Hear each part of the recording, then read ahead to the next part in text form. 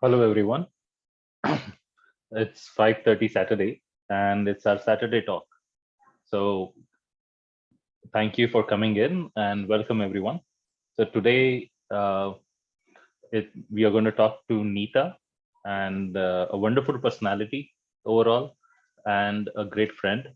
Uh, we want to make sure that everyone is able to hear us, and if there is any technical issue, just put it on a message on a chat, and we'll try to address it. If you have any inputs while you're doing through the talk, I would say, um, you know, say something on chat, and we'll take your questions when the Q&A is there. So our goal is to not have a big long monologue, where we all know we all hate classes. We don't want a professor talking to us for an hour.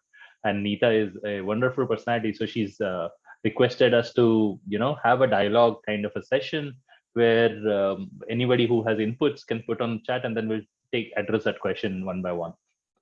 Now, this is 5:30, so let's wait for one more minute.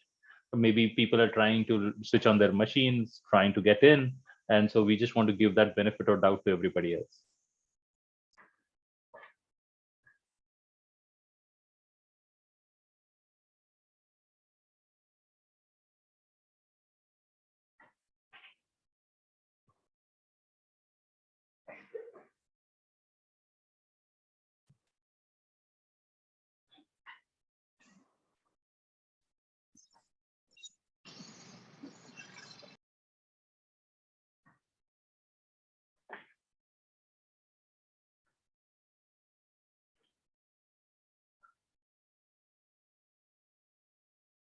So, Nita, I couldn't see you for a minute on the screen, and I was thinking I am saying such nice things about Nita, and if Nita is not there, then we are going to be having a joke of it.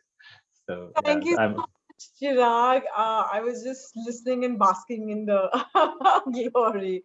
But thank you so much for having me here. Don't worry, I have a lot of bad things to talk about you as we go ahead. Sounds fair.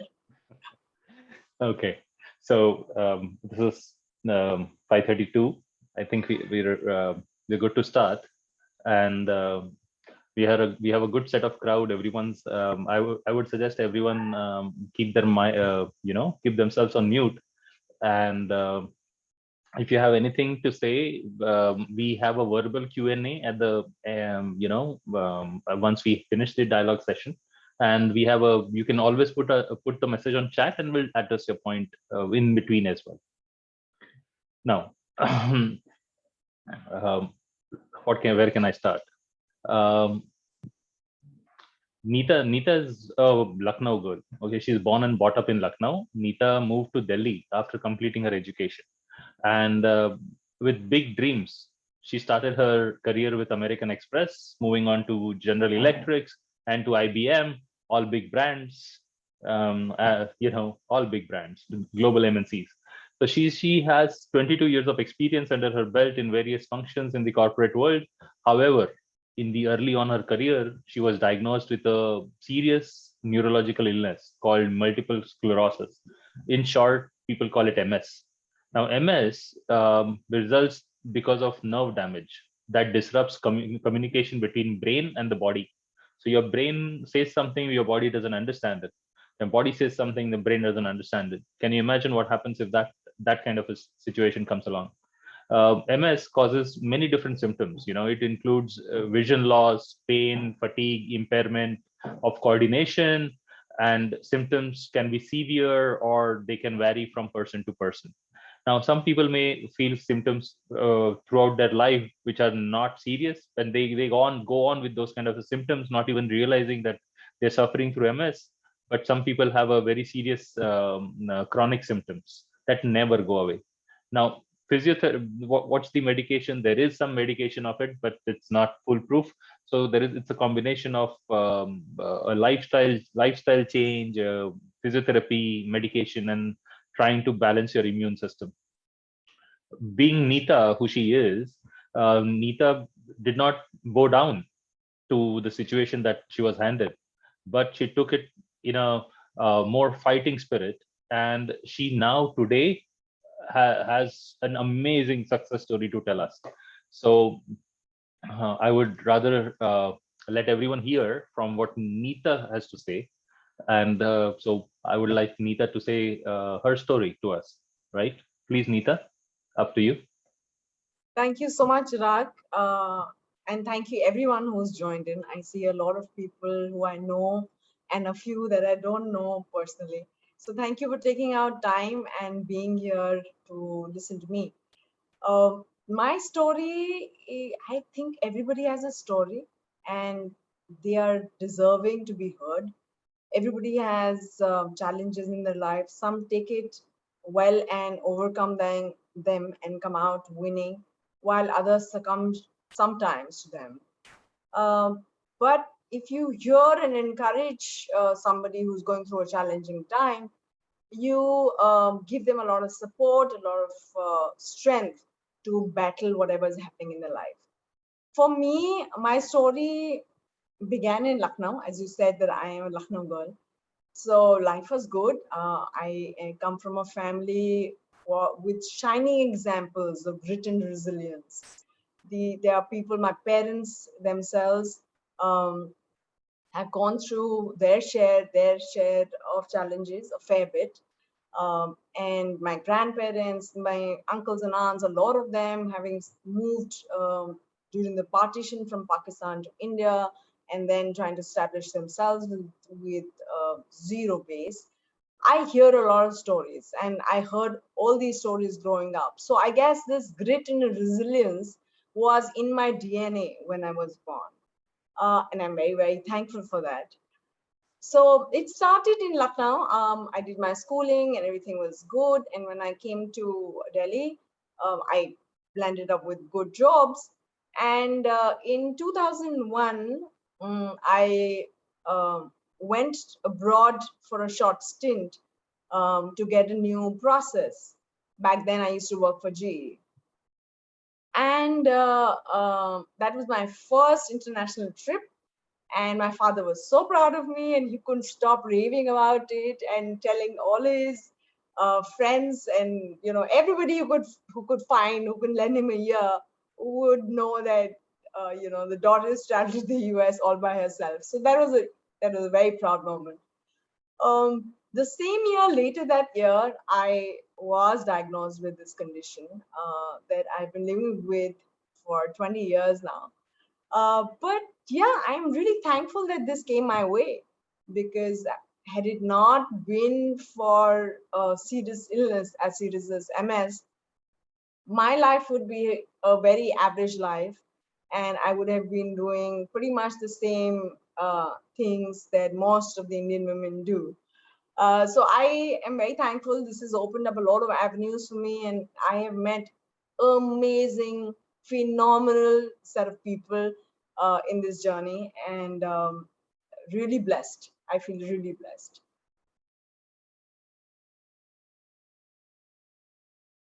Chirag, you're on mute. Yes, that happens. Okay, so thanks for sharing it. Now, I want to know more about your childhood and what are your memories from your early life before MS? A very, very happy childhood.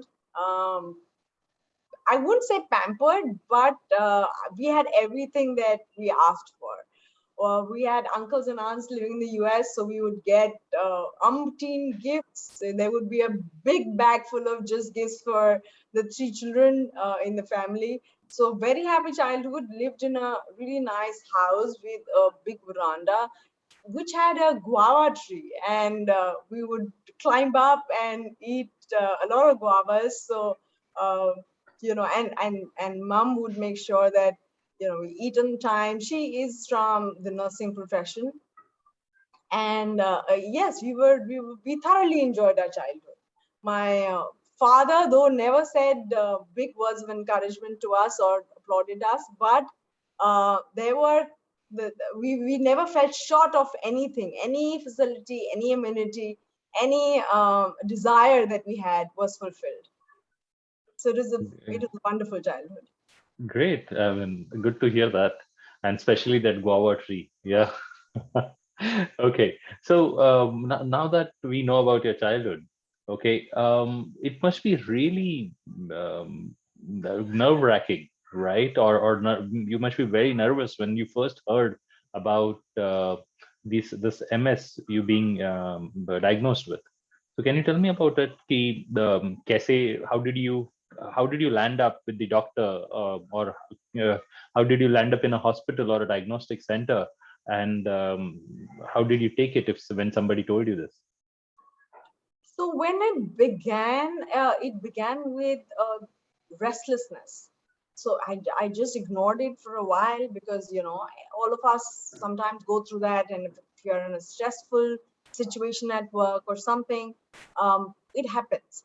So there were nights that I could not sleep. I could not be in a position, in a stable, same position for a long time. I had to keep moving. And it was more or less my right leg that would feel very that would get pricked, pins and needles, and be tingling sensation. And so finally, when people started noticing that I was eventually very restless, and there was also a limp that developed in a couple of weeks, I was pushed by friends and colleagues at work to go and visit a doctor. The first doctor couldn't catch it, but thankfully the second person let me sent me for MRIs, which I thought was totally unnecessary. Why am I getting into an MRI machine? And it's an experience, to get into an, it's a hole, and there are sounds, and it can be very, very unnerving for anyone to go inside. But after one MRI and the reports having come through, she made me go through two more, as if the one was not enough. So, lo behold, when I went with the reports to her, uh, she told me about MS. I mean, uh, she was white in her face, and when I looked at her, it was like I didn't know what was happening. But the shock was just for half an hour, or maybe 2 hours, maybe an hour. On my way back, I may have cried a little bit. I was driving back from Gurgaon, from Delhi to Gurgaon. But then I just said that this is it. I mean, it's fine. I didn't realize the gravity of it, maybe. And I just said that I will be admitted to the hospital and everything will be fine. And that was how it was. In about a week, I was back on my feet, not limping. Everything was right. And life went on. For the next 3 years, I didn't realize that I had something as serious as multiple sclerosis. I didn't realize. The gravity sunk in when I had the second episode and then the third episode, and it was a relapsing remitting illness. So whenever there was an episode, something different would happen. There was once when I lost my vision. There was once when I was so giddy that I couldn't just stand up. There was definitely balance issues, or bladder issues, or I lost my strength in my right side. So there were myriad issues that kept cropping up every now and then. And in 2009, the relapses stopped. Um, I had by about 2005, I was given injections. The way to go was in allopathy was only to take disease modifying drugs. I was not very comfortable with that. So at that point in time, I started looking for other alternatives. I tried yoga for a few years, Ayurveda for a few years, and it helped. One time during one of the episodes, my vision just completely came back. It was normalized being on just one medication, which was the Ayurveda medication. So we developed a lot of faith in that. However, with time, I realized that that was not the one. Then I switched to another therapy, then something else. But from 2009, these episodes stopped. However, the condition kept on slowly deteriorating without much, fanfare, if I may say. I wouldn't get to know. I mean, only I would get to know of it, but nobody else could tell that I had a problem. I mean, I was not limping. It was not visible. Um, I went to the disease modifying drugs in 2012, and I thought this was the only way, and the world is taking it. So let me try that. So for about 2 years, I did those drugs. They're not very nice. Every week you have to poke yourself with an injection full of these toxins into your bloodstream, and you know it goes on every week. You travel somewhere, you carry the bag with you if you're going for an extended travel. So, but yeah, that was life. I mean, I thought that was it.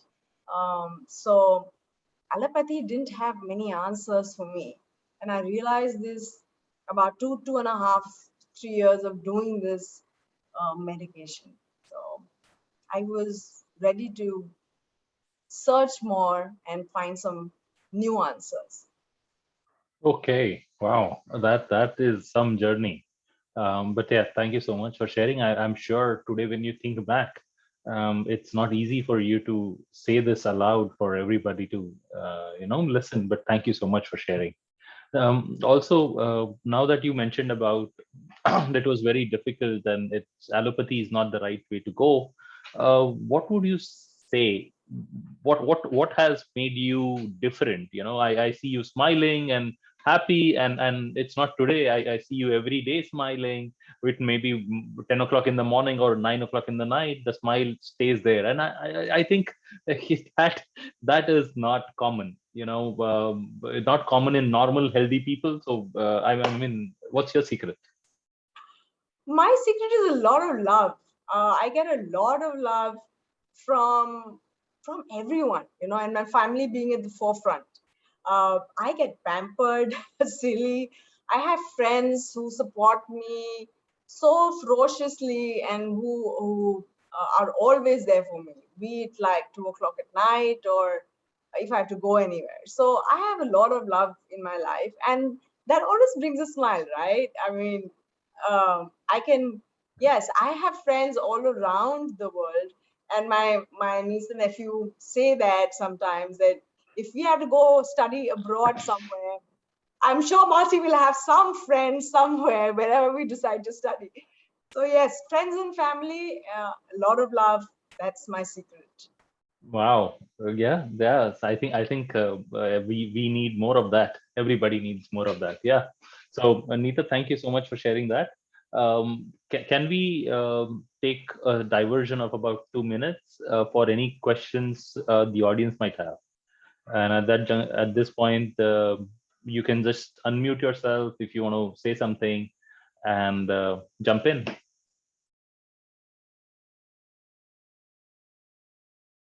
Okay.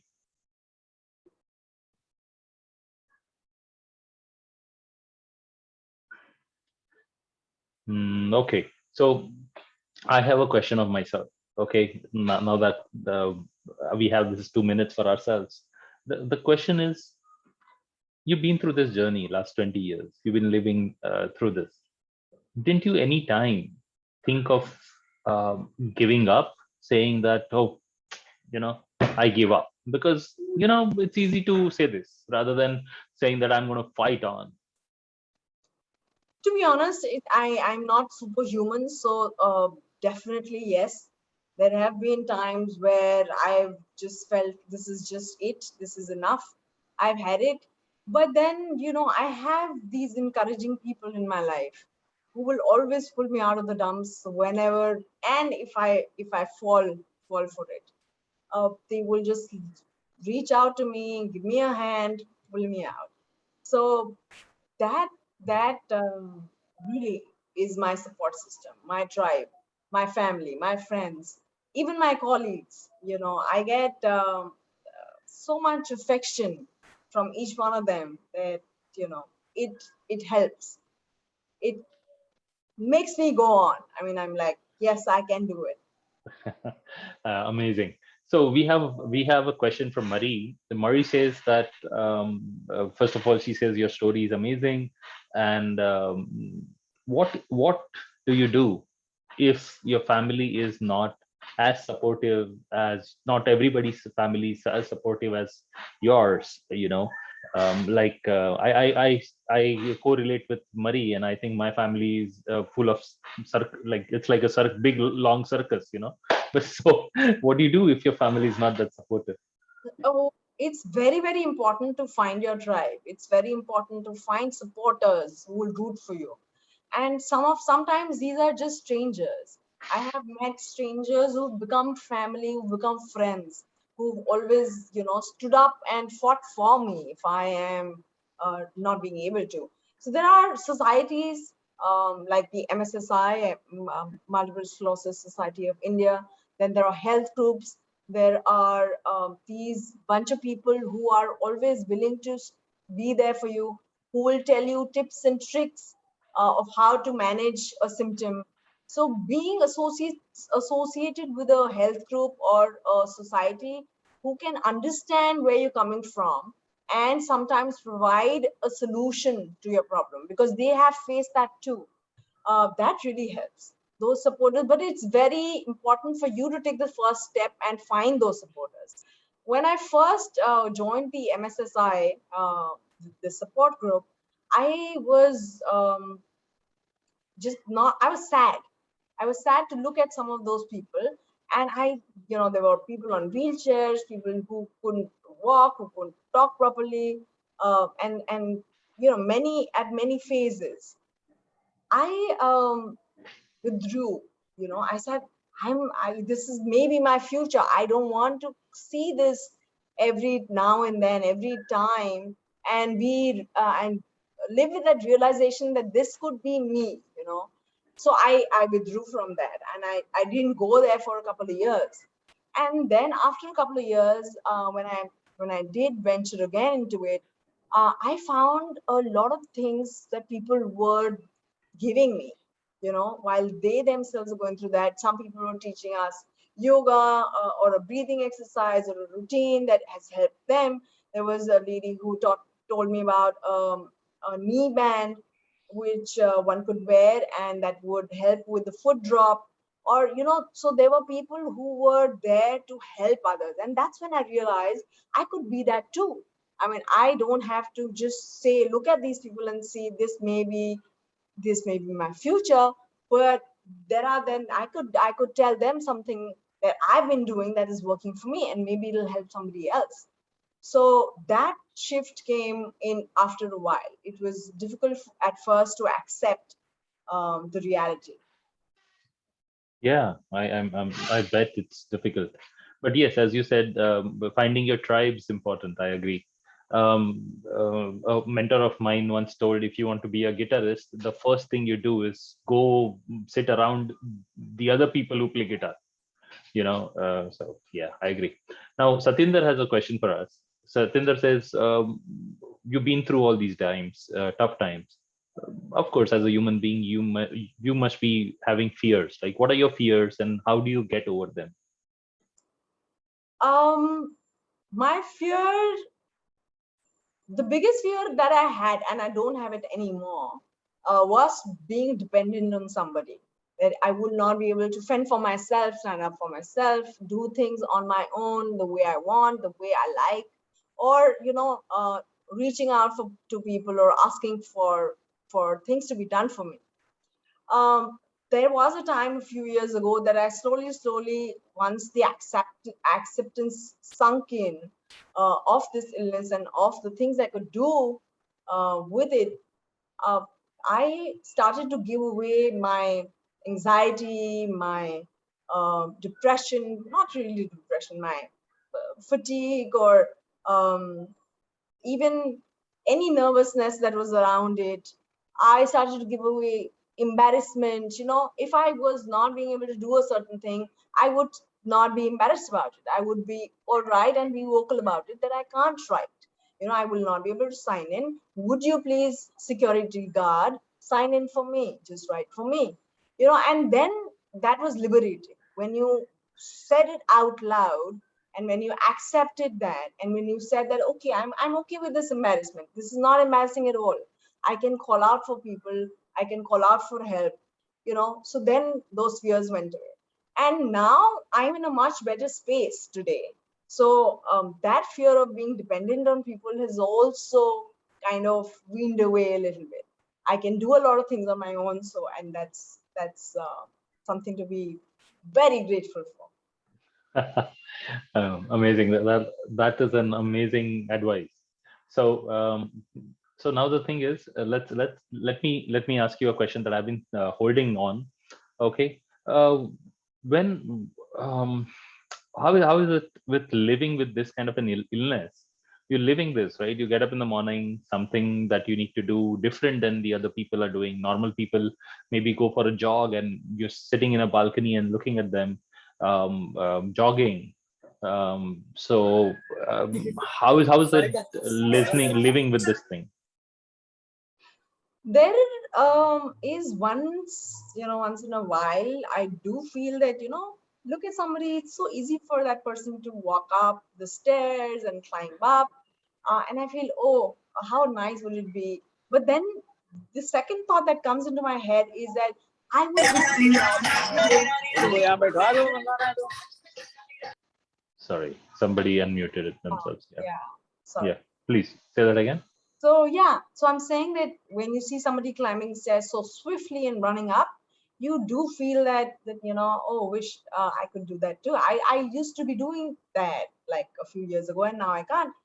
And then the second thought that you have to counter that thought with is that, oh, this is what I will be doing maybe tomorrow, maybe 6 months down the line, and I will be jogging too, and I will be dancing too, and it's coming, it's on its way. The universe is sending those energies to me, and that's how you cheer up and say, oh wow, and go back to you doing your yoga that you can sit down and do.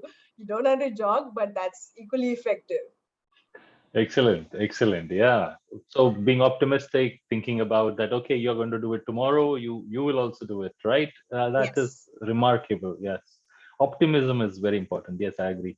So now, when I know as a friend of yours that you're very health conscious. That means you take care of your health as like and your body as it's a temple, and this I know it has helped you a lot because we have been in circles and dinners and lunches where everyone's eating chicken tandoori and chicken lollipop or some paneer chili or something like that, and you're eating your salad.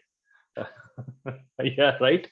So yeah, we've been in those times, and I admire your determination. So I know you're very health conscious. So can you tell us on some things that you have adapted and we can adapt as well? When I say we, except me, rest of the people on the audience here. You continue with your chicken lollipop. Yeah. When you're battling a chronic illness, Chirag, the four cornerstones for me as foundation are basically trust, discipline, will, and acceptance. Accepting that you have those vulnerabilities and there are certain situations that you will not be able to do like everybody else does. Your response would be different. The situation is not in your control, but your responses, and that acceptance also helps. Will, to continuously be better than yesterday, maybe be better than the morning. That will is very, very important. That fighter spirit, yeah, I am born with it, I think. Um, the other thing is to trust first your body, that it has its inherent intelligence. It is a phenomenal piece of work. Okay, it's art and science and everything blended into this body, and you just have to give it the right environment, just a few things, and then you see it flourish. And if you continuously abuse it by putting in just the wrong things, giving it the wrong lifestyle, then maybe it'll carry on with you for some time, but at one point in time, it'll say enough, and then maybe blow up. So listening to your body, listening to the small signs that it gives you is very, very important too. And the fourth cornerstone is discipline. So that doesn't come easy.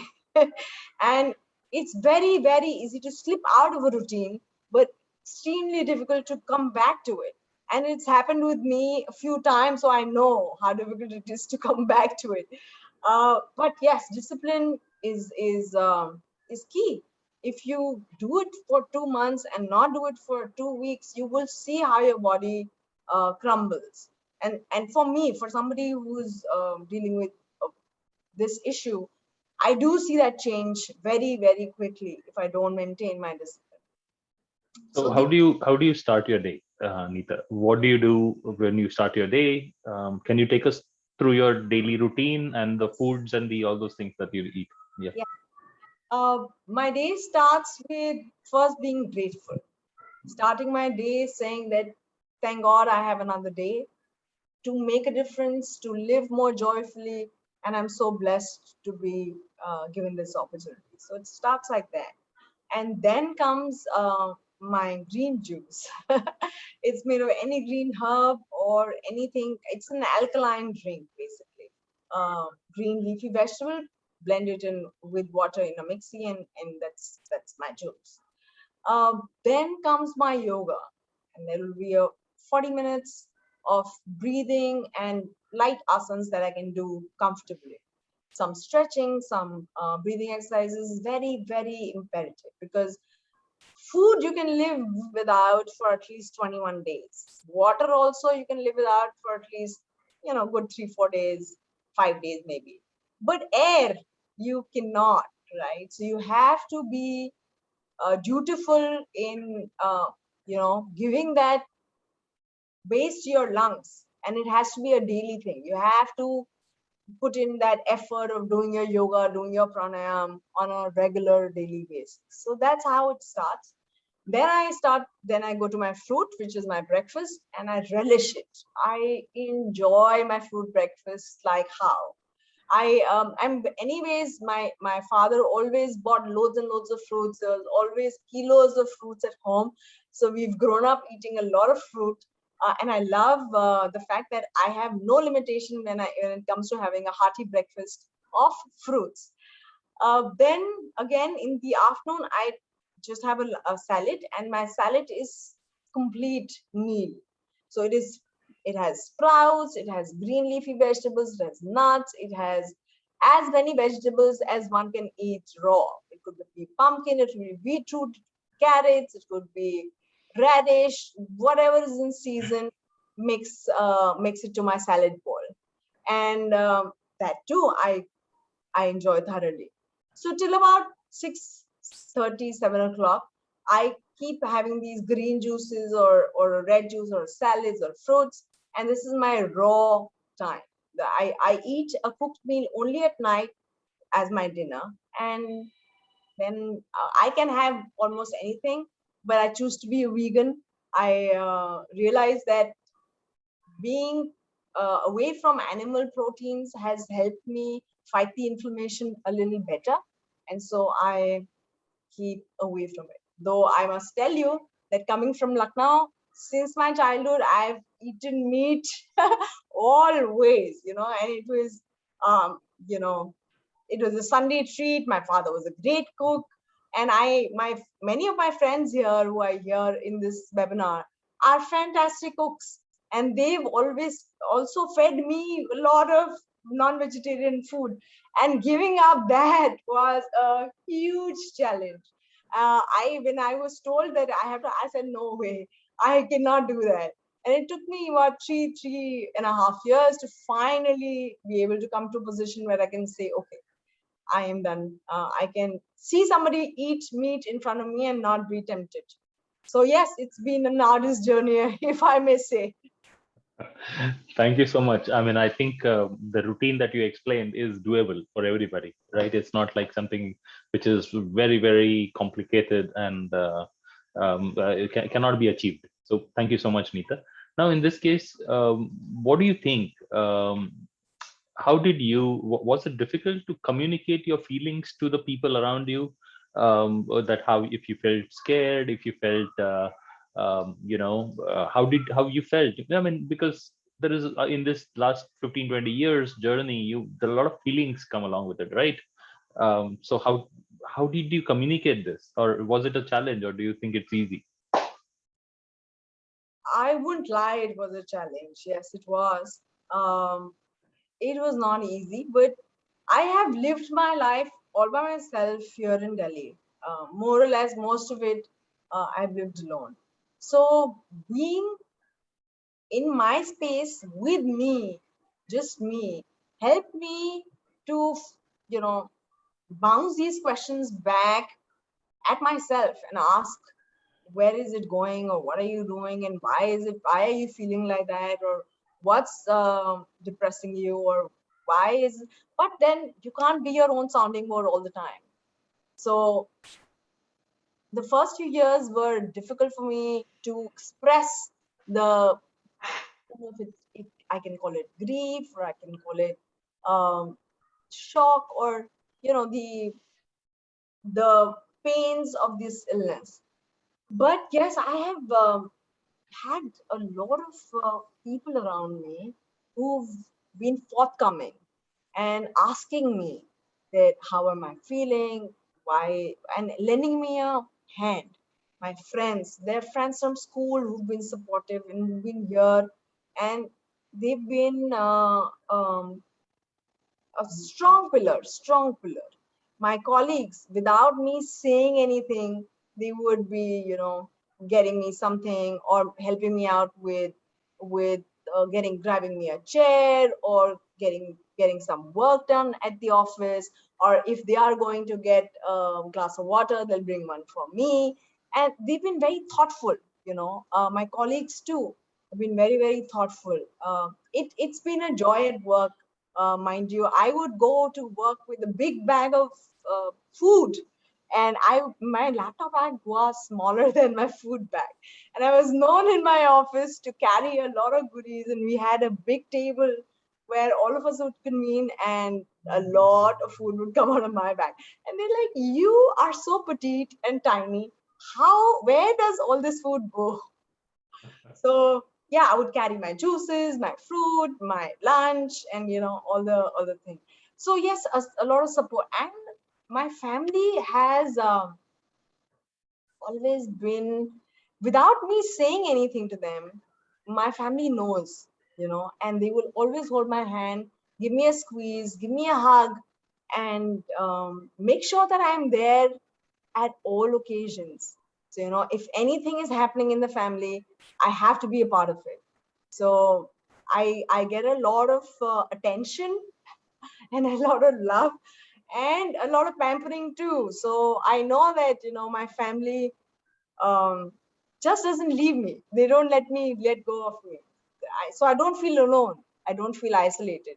So then slowly and steadily, I've been able to share my feelings of fear as well, of grief as well, or of things that are not working. I mean, it's not all the time. There are times, there are moments when I do find a tear rolling down, but it's not very often. But I have my family to come and wipe it off, or a friend or a colleague. So, or my health tribe. Oh, they are also fabulous. They will just keep sending me recipes, or somebody will come and drop something at home and say you should try this, or we will go out for morning walks in Lodi Garden every Saturday or every alternate Saturday. So yeah, good bunch of people. Good bunch of people. Amazing. So now with all these things that you're telling me and telling us, I think it's good to be your friend, because we can eat a lot of things out of your bag, right? Yes, Yeah. yes. Yes. And you'd be That's surprised. the idea. Yeah, have lunches and dinners with Neeta. That's the idea. I made a laddu of dates and nuts and pan, which is delicious. You Oh must come and boy. try that out. Okay. So, is there a place where people like us, when I say us, is without me, everyone else, again? So, is there any, is there a place where like people like us can stay in touch with you or stay connected with you, and you can guide us through your energy. Is that, or your recipes, or your routine that you're doing? We would like to come to for walks, right? I mean, not me again, everybody else. Um, I can pass on my personal ID though, but I am on Lucknow Farmers Market and I posted a few recipes there. And some of the things that I try and they turn out delicious. Not everything does, but most of the things do. So yes, I post my recipes there. So if anybody does have an inkling to pick up vegan recipes, there are lots of them So on the website. Neeta, I think I have a solution for this.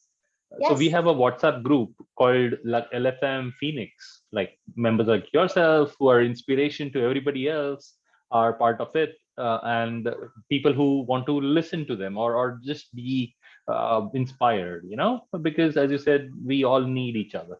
So is it okay if you know we everybody else here, we try to add into that group, and then you can share your laddu recipes or other recipes too. Yeah, we want to copy it, no copyright here, so we are going to directly copy it. Yeah, that's what it is.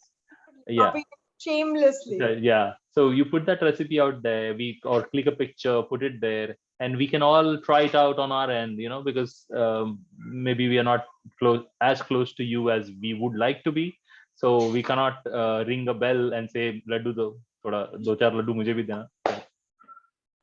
Sure, that's a What fantastic idea, Chirag. So Let's do yeah, that. LFM Phoenix group would be nice, right? Okay, Yes. great. So now I think we should open the stage for everybody else to hop in, and if they want to say something or they want to ask something, I think I'm more than happy to open this up for everybody. Is that okay, Neeta? Yes. Yeah, okay, great. So um, I know everybody's typing so many good messages in the chat, and right, it really feels so nice to see that we are able to, Saturday make everybody's Saturday evening a better evening. So yeah. Yes. Yes. I'm reading some of them now. And yes, you've been very kind. Thank you so much. Thank you everyone for So all these so lovely messages. G. So Josna has put a link to the WhatsApp group, Oh, LFM Phoenix.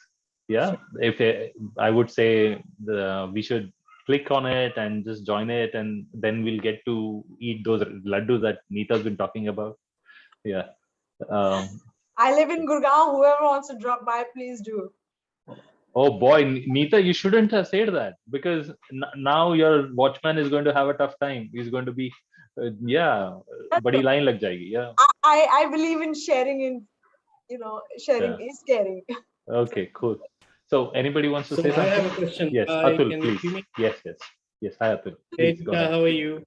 Good. So Nita, I've known you for since our childhood days, right? So Yes. I've seen you go through all this, ups and downs in life, and you've been a close witness to it. I have two questions which would benefit the audience, I think. One question, the first one is, which sort of medicine system you think is holistic and best for life-threatening diseases, or diseases which so to say don't have a cure? That's question one. The second one is, what message would you like to give to youngsters who are going through this? Something similar, maybe. Yes. Thank you. Thank you, Atul, for your questions. Um, I can't say that one system is holistic. So there are some things that are best in allopathy, while there are a lot of other things like a, a root of a plant that can be used as a medicine in Ayurveda, and there are a few things in homeopathy that will help. So on a you know comprehensive basis, I don't see one system fitting everything.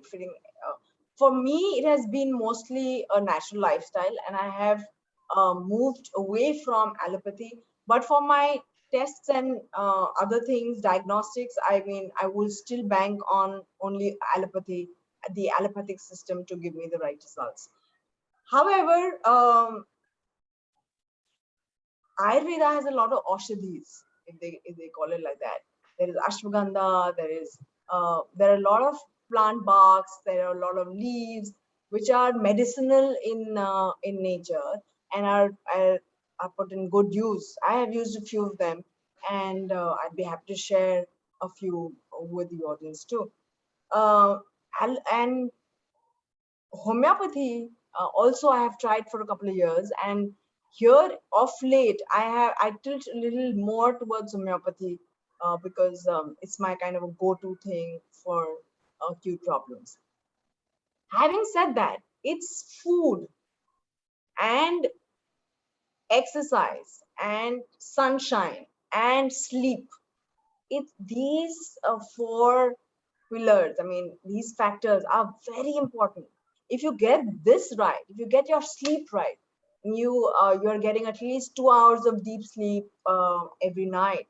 You are following this circadian rhythm. You know, waking up in time, sleeping in time. If you're following that, if you're getting a lot of sunshine, and here when I say this, the irony is the sun is my kryptonite. I mean, not sun really, but heat is my kryptonite, while sun is my energy. So one has to strike a balance because sun has so much to give. So that uh, and breathing right, being hydrated. So all of these things, when you get this right, the balance right, then that is a good holistic approach to fighting any chronic illness. So exercising, you can't give it up. I mean, you have to do your pranayams, you have to do. I mean, yes, it may be easier for somebody else, but if my life requires me to do that, unfortunately or fortunately, I will. So that discipline also. So for me, one method or one approach or one um, medicine therapy or whatever is not, there's not one way to go. For me, it's not one way to go. For me, the holistic picture is just the natural hygiene picture or natural um, uh, cure. The nature cures it. If you get the environment right, if your body is not acidic, that there is nothing that can disturb the balance. So I used to be, sorry, I'm taking a little more longer. I used to be very prone to throat infections and flus, and for every year at least twice I would fall sick with the flu, with the cough, with the cold. It has been 5 years. I have not had a cough. I have not had a cold. I have not had fever. I have had no infection. And it's because of this lifestyle, because I've changed I've fed my body what my body needs. So that is the holistic approach. What do I tell the youngsters? The youngsters know so much already. They are just a powerhouse of information thanks to how the world is today. But what youngsters tend to kind of slip away from, they're doing a lot of social media and I don't know if I could social. I mean, yeah, just that, and giving away their own freedom, uh, and being slave to technology in a way. So my advice to them would be, please rest, please sleep peacefully, please get your sleep right, please get a lot of sunshine. The sun is amazing. I mean, it gives you all the nutrients, gives you, and everything that is sun soaked gives you more of it. So fruits, green leafy vegetables, um, uh, any vegetable for that matter, root vegetables, all of that, incorporate nuts, all of these things into your life. uh, One can fight any illness, chronic or acute, whatever is bothering. Thank you, Atul. Thanks for asking. I think this contributed to the whole group. I agree. And Neeta, thank you so much.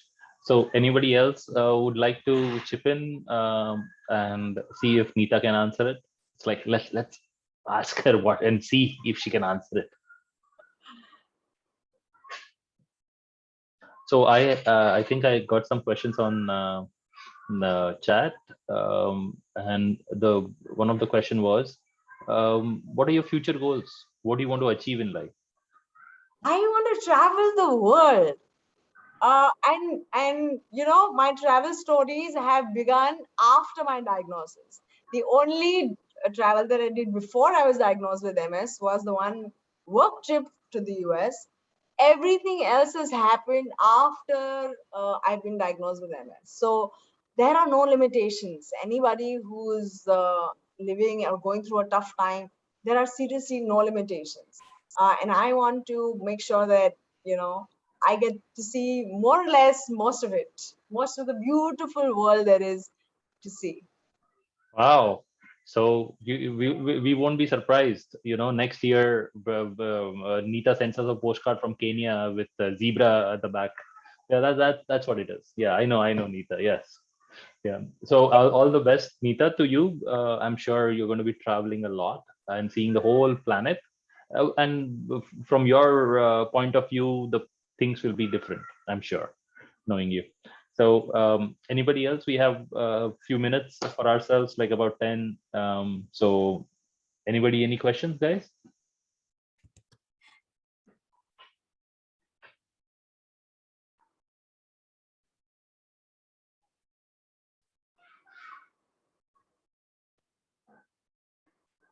Oh yeah, we got a question. The question is, how do you find the right kind of support? Like you said, you spoke about family, you spoke about friends, but what's the right kind of support? Like, you know, what's the golden rule about support, or what's the golden support? The people who don't pity you, the people who empathize, yes, but don't sympathize with you and don't feel sorry for you. If they are helping out or if they're lending out a hand, it's not to make you feel incomplete or not being able to achieve something. It's because they want to really help, or they want to be your um, shoulder to cry on, maybe. So your support system has to be somebody who understands what you're going through. Not everybody would be able to gauge the gravity of it, but yes, not belittle it, not pity it, and not sympathize. I mean, don't feel sorry for somebody who's going through a tough time. Yes, please ask, what can they do? What can you do for them? How can you help if there is anything that will make their life easier? And that is one thing that I want to do for, I mean, I want to help as many people as I can. And maybe just by speaking out and telling them what has worked for me, they could try some things and find them, maybe useful, and adopt that methodology, adopt that lifestyle. But yeah, so my advice to find good supporters is those who are truthful, honest, supportive, not belittling you, not pitying you. Uh, Oh man, that's such a good advice. So we have one more question from Prakash, saying that what are the barriers that you face while traveling now that there is some limitation for you to travel? As you said, you're wearing a ankle bracelet, and how what are the challenges that you see face while you travel? Thank you, yeah, for the question. Uh, India is not very disabled friendly. I mean, they will make they will make a ramp, and then there will be barriers to getting to the ramp. There will be stairs to go to more or less most places. There won't be something that one can, slide on to, or take a wheelchair on. So, but India is changing. While traveling, most of the world, I see that people are very forthcoming. They would offer their assistance whenever you need it. So there was a point when I was coming back from Bangladesh and I was really fatigued and tired, and on that airport, there was, I had to climb up the airplane, and there was no lift, or there was no ramp, and one had to climb those stairs. And there was the airline did not have anybody to help out. And there was this gentleman who just came forward and picked up my suitcase, and he said, "May I?" And so I have seen this set of people who will just be very forthcoming and help you out. What I do keep in mind is when I'm making a booking, or when I'm doing something, I check that, where am I staying? Is it is it friendly? Is it friendly for a person like me? Is it disabled friendly? Are there stairs there? Would I be able to climb that? Are there something to hold on to? Are the bathrooms accessible? So there are a few checks that I do while traveling, before I travel. But I see a lot of the world is changing, and they are more accepting of, and helpful towards, um, people who are not very comfortable walking, or who have a wheelchair, or, so the doors are open. Okay, so one last question, and we'll close for the day. The question was, if you had to prioritize all your, mantras, the one thing that you believe and live your life with, what's your top one mantra that you have? This has come to me very recently. I mean, it's not been my, just during the lockdown, I happened to be, I happened to meet a bunch of people, and be in a book reading session, which taught me the importance of gratitude. And the one mantra, if I had to give or say, is to be grateful, is to be thankful for whatever is coming your way. And choose your response wisely. I mean, you will not be able to choose what is coming, but you can definitely choose how you respond to it. And I am very, I always used to look at things and look at, this is not right, that is not right, this is incorrect, or, this cushion should be straighter, or something or like that. But now I've started seeing it with a different lens, and I see that, oh, I'm still being able to walk, I'm still being able to go to meet my friends, I'm still driving, I am doing so many things. So I have started looking at it differently. I'm looking at it, when you start looking at it differently, you start seeing so many things to be grateful for. So that is one mantra that I would uh, like to share. And I'm Okay, looking. thank you so much. I think yes, that tops the list. I agree. So I request everyone to have, let's have a quick picture. If you can switch on your cameras, and we can Yes, have you all smiling, all frowning, because Neeta took one long hour of talking and talking. But whatever expression you have, we'll welcome it. And then, of course, I would like to invite Jyotsna to say a few words. So first, the picture, right? Can we please switch on our cameras? Um, I I, I promise, we won't judge how you're dressed. Saturday evening, right? All concessions granted. everybody That would was be dressed for the such an party. amazing session, Neeta. I think Chirag, you just have to enable video. And these learnings today from you, it's a learning for each one of us, I think, because it's the simple things you said, just acceptance, asking people for help, being grateful, trusting your body. Uh, Listening to your body, not abusing our body, living joyfully and enjoying every moment. I think, this is something that each one of us can learn and each one of us can follow. Thank you so much, Neeta, for such an amazing and really inspiring. I mean, we see you, we work with you, and we said that, guys, we have to bring Neeta to you so that each one of you, this smile on her face at the end of a day, we have a meeting in the evening, and there she is with that smile. And that's what really inspires all of us. So, guys, If each of you can just take that away, have that smile on your face. So let's put that smile on and take a picture with Neeta. Okay. One. Absolutely, Let's see. Jyotsna. Yeah. Thank Say you. cheese, everyone. Thank Okay. you for being here. Thank you. Thank you. Thank you. Thank you, Okay. guys. Thank you, Chirag, for such Yeah. amazing Chirag. moderation. I think you are the next, Jay Leno and our talk show host. For There you go. Saturday But Talk. I'm going to be this fat though, Yeah, because yeah. No, you have to eat right. See, remember, Lucknow Farmers Market, we're telling you all to eat right. You've got those amazing apples, right? So, guys, go on to lucknowfarmersmarket.com, order some healthy stuff for your weekend, some lovely honey, some amazing Diwali sustainable gifts. And we'll keep bringing you Saturday Talks. We have another one for you tonight. We're dancing with Zinni from LA, Yes. 9 p.m., guys. Tune in again. And next Saturday, we're giving, we are learning how to grow your own food. So don't forget to tune in next Saturday at 5:30 and watch our website, Lucknow Farmers Market Events, for more talks. Thank you all so much. Bye, guys. Thank you so much. Thanks, Neeta. Thank you. Thank Thank you. Bye. Bye. Thank you.